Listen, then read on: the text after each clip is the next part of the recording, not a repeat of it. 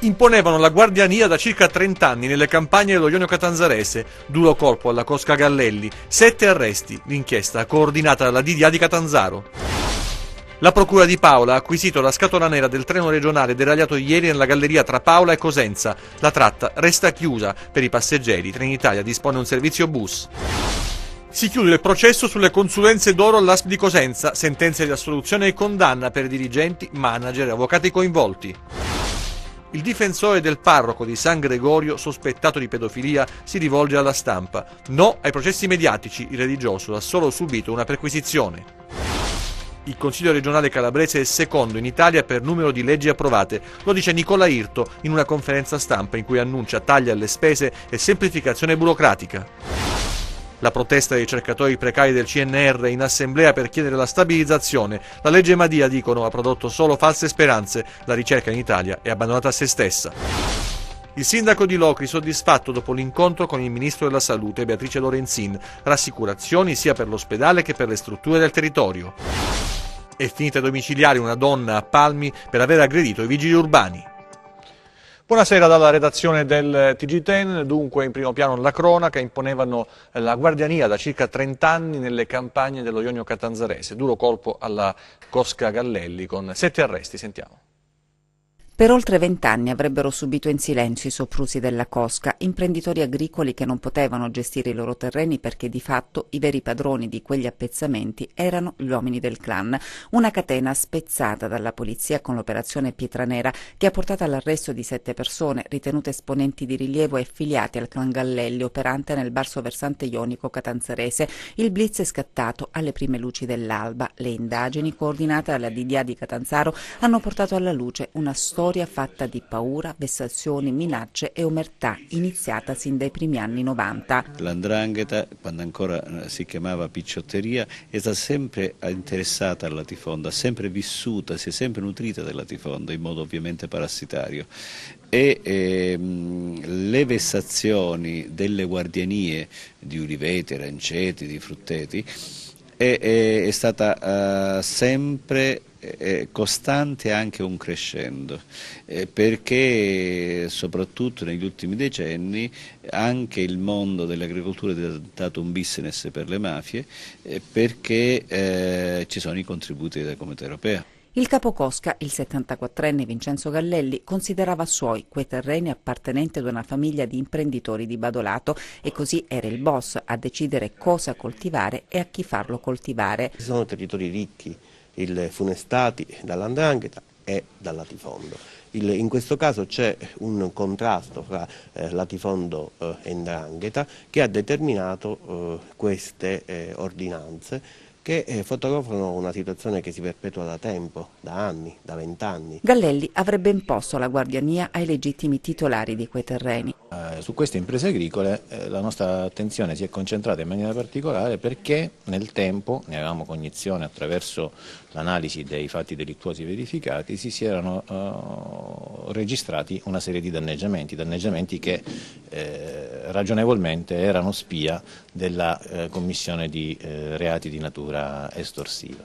Dopo anni di silenzi, dunque, oggi il velo è stato squarciato. La possibilità di dimostrare come una serie di condotte realizzano quel tipo di intervento della mafia silente che incide profondamente sul tessuto sociale e sul tessuto economico. Questo consente anche di creare quelle condizioni che portano le persone offese a rappresentare ciò che loro vivono nel silenzio quotidiano. Ieri l'incidente ferroviario nella galleria tra Cosenza e Paolo, la procura di Paolo ha acquisito la scatola nera del treno deragliato, la tratta intanto resta chiusa e per i passeggeri Trenitalia ha disposto un servizio bus, vediamo.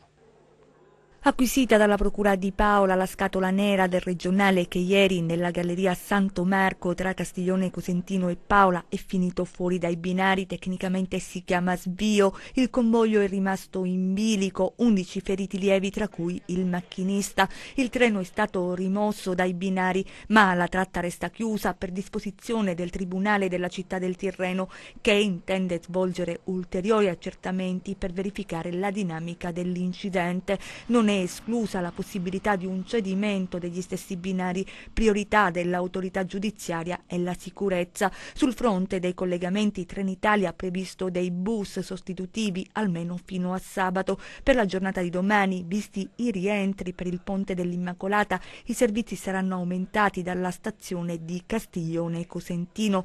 Ai passeggeri che dovranno proseguire per Reggio Calabria e Sapri garantite le coincidenze.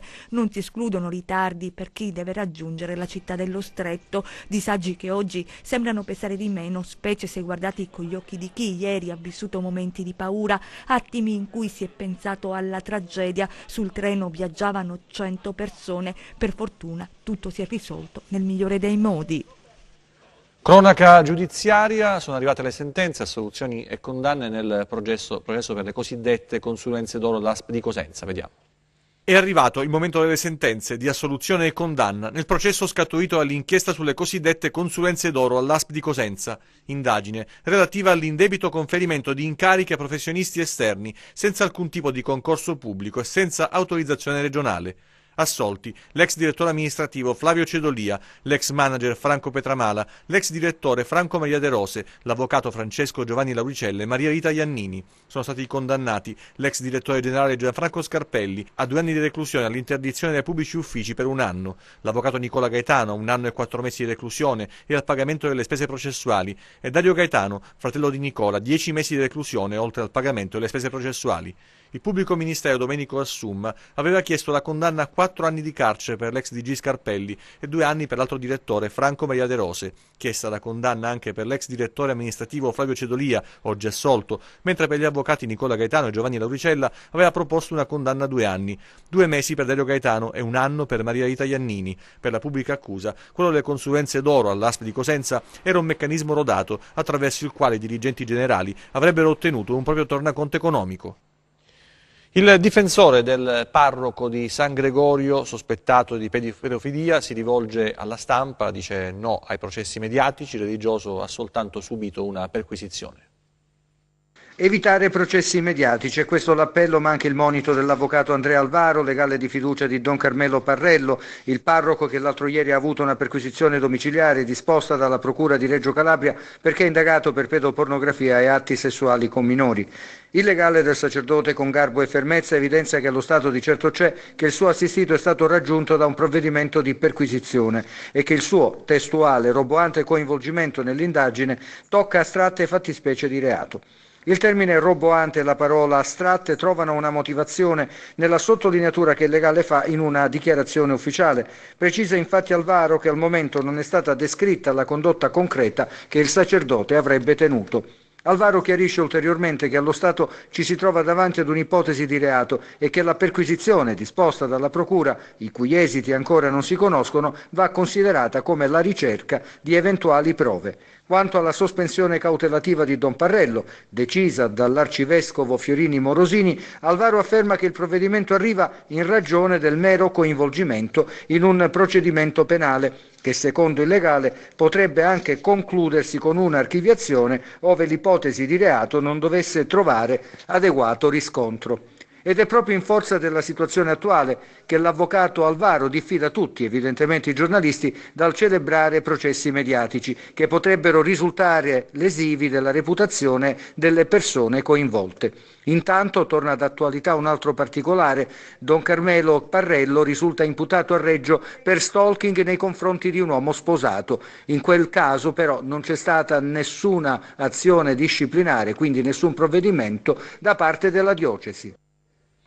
Tagli alle spese e anche dati lusinghieri sul Consiglio regionale calabrese, ne ha parlato il presidente Irto in una conferenza stampa. Il Consiglio regionale è virtuoso e produttivo, lo dice con soddisfazione il presidente Nicola Irto, annunciando tagli, riforme e dati lusinghieri sull'attività dell'Assemblea, finita spesso nel mirino degli osservatori della politica e dell'opinione pubblica. Irto parte dalla cancellazione di un privilegio economico anacronistico, garantito ormai da 7 anni, passando poi alla riduzione e semplificazione della struttura burocratica. Mi riferisco innanzitutto a un importante impegno assunto dall'ufficio di presidenza, cioè quello di revocare delle delibere del 2010 in cui si riconosceva un premio incentivante alle strutture della politica diamo un fortissimo segnale ai cittadini di una politica che si riforma, andiamo a risparmiare quasi 400.000 euro solo da quel dato. Credo sia un segnale importante non solo perché la politica fa un provvedimento per riformarsi e per ridurre i costi, ma soprattutto per avvicinare la politica e il palazzo ai cittadini. Dall'altro presentiamo la nuova struttura del Consiglio regionale, la struttura burocratica del Consiglio regionale. Passiamo da 22 posizioni dirigenziali a 16 posizioni dirigenziali, da 4 aree a 2 aree. In sostanza facciamo del Consiglio regionale non solo un ente più efficiente, ma anche che andrà a risparmiare dal punto di vista delle posizioni burocratiche alte. Riteniamo sia un passaggio in avanti importante per un Consiglio regionale che una riforma di questo tipo non l'aveva mai attuata. Ma è il dato sulla produttività che il Presidente snocciola con grande orgoglio, quasi in risposta a chi ha evidenziato in passato l'eccessivo numero di giorni di ferie assicurati ai consiglieri regionali, come dire, qualità del lavoro più che quantità. Il fatto di essere nel 2016 il secondo Consiglio regionale d'Italia per numero di leggi approvate, io credo che sia un importante risultato. Essere la seconda regione d'Italia con il meno numero di contenzioso costituzionale, siamo passati, abbiamo oltre che dimezzato rispetto al quinquennio precedente il numero di leggi che sono state impugnate dal governo. Credo sia un risultato importante perché evidenzia non tanto quante sono le ore d'aula del Consiglio regionale, ma qual è la qualità legislativa che si fa in commissione. Quindi un lavoro sinergico tra l'attività politica nelle commissioni e l'attività degli uffici che sono stati da supporto per evitare che le leggi venissero impugnate. E adesso la protesta dei ricercatori precari del CNR, storie di precariato lungo anche decine di anni, una ricerca che non viene trattata bene, a loro dire, dallo stesso Stato italiano e soprattutto la speranza di una stabilizzazione che viene meno, anche leggendo la nuova legge, quella Madia, che a questo proprio doveva servire. Persone senza volto e senza futuro. Si sentono così i ricercatori precari del CNR. Sono 100 in Calabria, 4.500 in Italia. Si occupano di protezione idrogeologica, inquinamento atmosferico. Ognuno di loro ha un percorso professionale diverso, lungo anche 20 anni, fatto di contratti a termine e assegni di ricerca. Sono precaria dal 2001, ho preso servizio al CNR qui in Calabria in maggio 2001, sono arrivata che ero già laureata e specializzata, mi sono specializzata a Roma e ho iniziato a lavorare con tantissime speranze nel 2001 e speravo sinceramente di non arrivare al 2017 ancora in queste condizioni. Sotto l'egida dello Stato, che non ha saputo valorizzare e gratificare i propri ricercatori.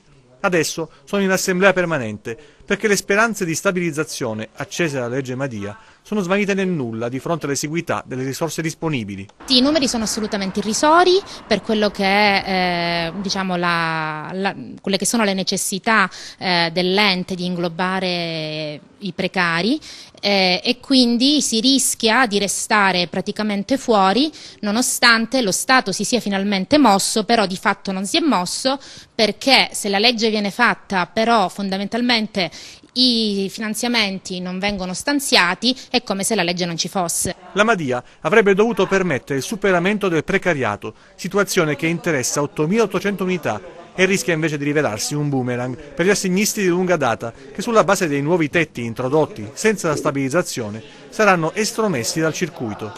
E c'è anche chi sta peggio, i borsisti, che la legge non prende in considerazione, più che maschere, veri e propri fantasmi. Ecco perché, dopo una lunga trafila, c'è chi medita la fuga all'estero. Nel frattempo ho messo su famiglia, però l'estero rimane sempre, diciamo, un pensiero costante.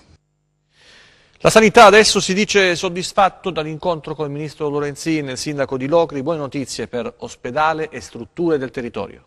A Locri, il giorno dopo l'incontro con il ministro Lorenzin per discutere di salute, i commenti sono positivi. Il sindaco della città Giovanni Calabrese è già al lavoro nel suo ufficio e l'entusiasmo questa volta c'è. Rispetto all'ultima iniziativa dei primi cittadini davanti a Palazzo Chigi, i commenti sono estremamente positivi.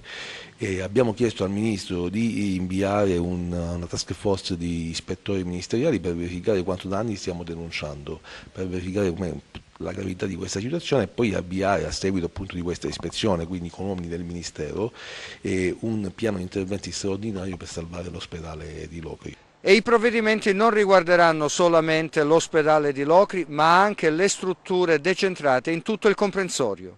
Anche su questo verrà fatta una verifica dagli ispettori che poi presenteranno al Ministro una relazione su tutta la situazione della sanità nella Lopide. Si poteva forse arrivare prima a una decisione del genere, però è meglio tardi che mai. Il Ministro forse sperava che attraverso le procedure ordinarie, attraverso appunto il direttore generale dell'ASP si potesse risolvere il problema, e ci abbiamo creduto, ci abbiamo sperato, non è stato così. E oggi c'è questa nuova idea, questa nuova proposta di inviare gli ispettori, e poi speriamo che si possa arrivare ad una soluzione. Torniamo invece alla cronaca per raccontarvi la storia di una donna di Palmi che è finita ai domiciliari per aver aggredito i vigili urbani che le avevano comminato una multa per non aver rispettato un divieto di sosta. Vediamo.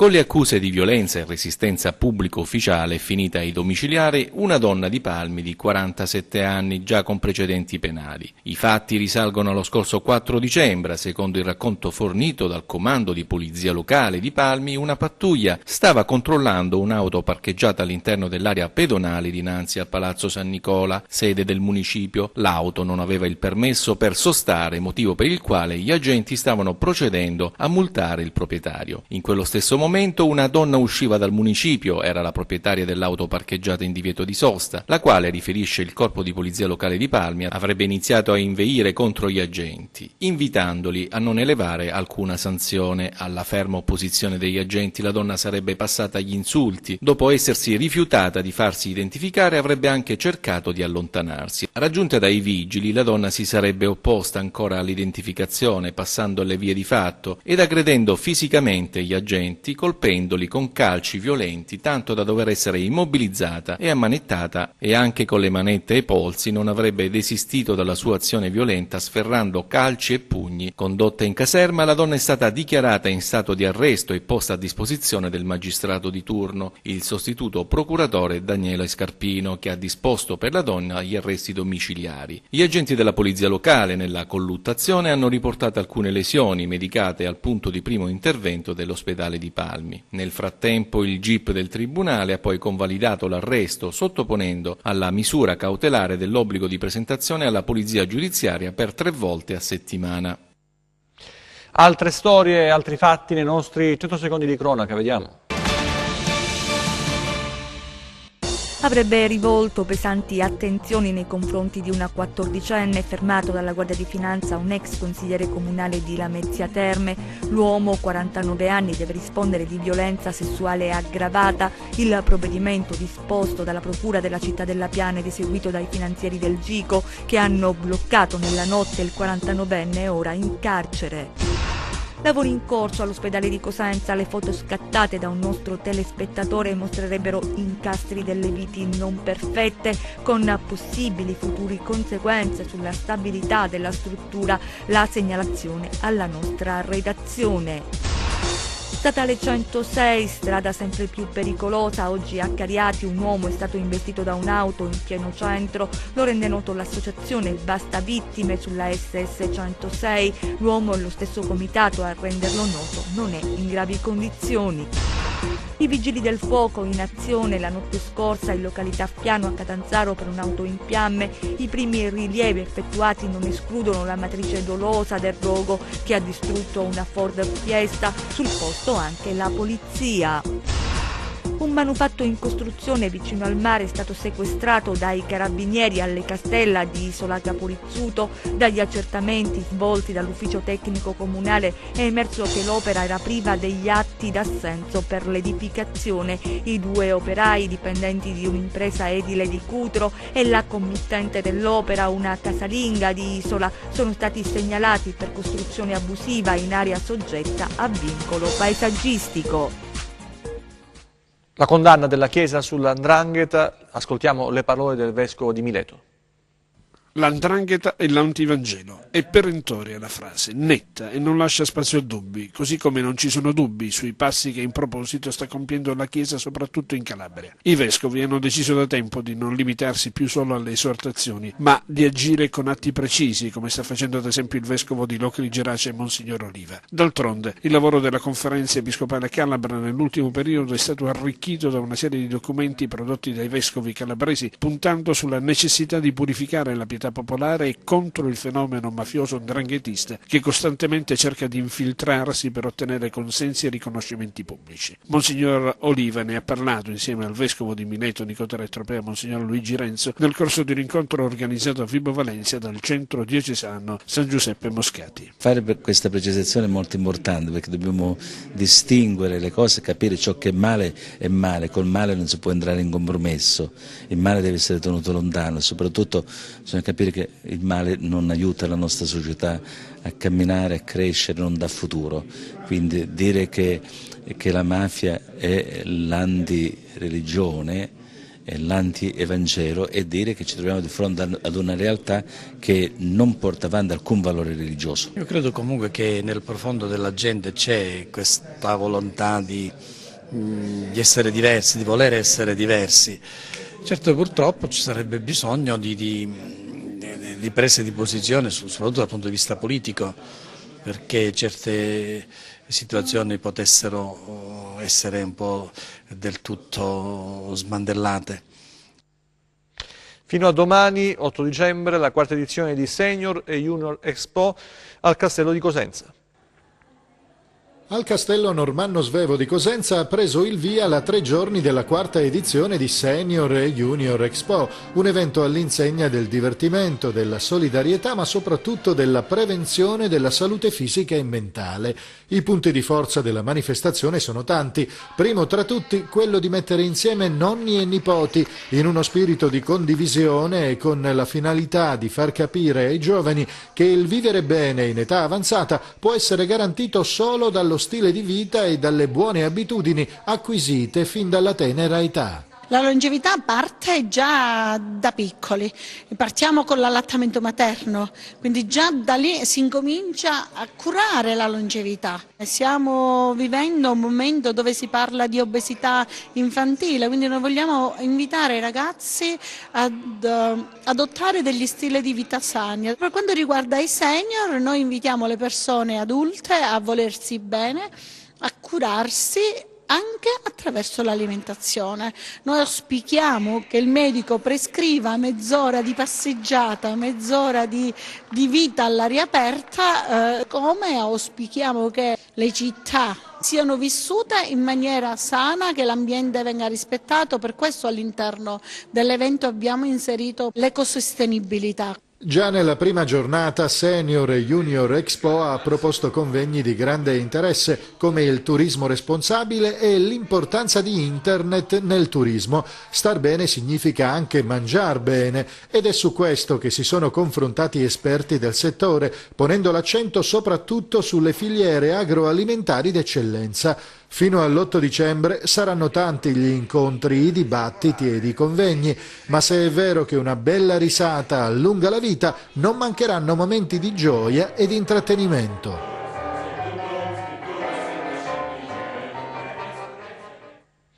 I frutti del progetto Alternanza Scuola-Lavoro del liceo artistico di Cosenza Lucrezia della Valle esposti in una notissima attività commerciale della città. Servizio.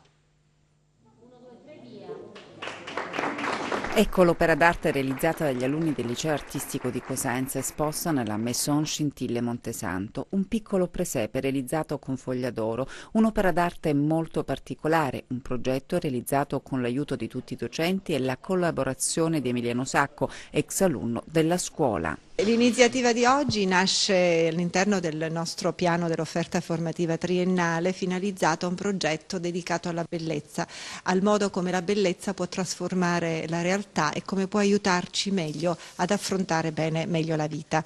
L'occasione è stata anche propiziata da un percorso di alternanza scuola-lavoro che i ragazzi hanno cominciato e continueranno anche nel prossimo futuro, che ci ha consentito anche di entrare in contatto direttamente con la vita commerciale di questa città e in particolare con negozi che ne costituiscono con veramente la ricchezza come quello di Scintille che ci ospita.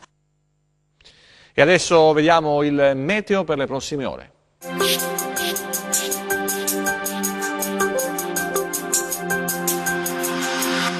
Ben ritrovati allo spazio delle previsioni del tempo a cura di meteoincalabria.it. L'alta pressione presente sul Mediterraneo centrale, che sta garantendo una fase stabile e soleggiata da alcuni giorni, nelle prossime ore inizierà a indebolirsi a causa dell'approssimarsi di una perturbazione dal nord Europa, pilotata da un profondo vortice di bassa pressione presente sulla Scandinavia. Infatti il giorno dell'Immacolata la saccatura causerà un peggioramento del tempo sul nord-est e il centro Italia, mentre sulla nostra regione i primi effetti si avvertiranno nella serata di venerdì.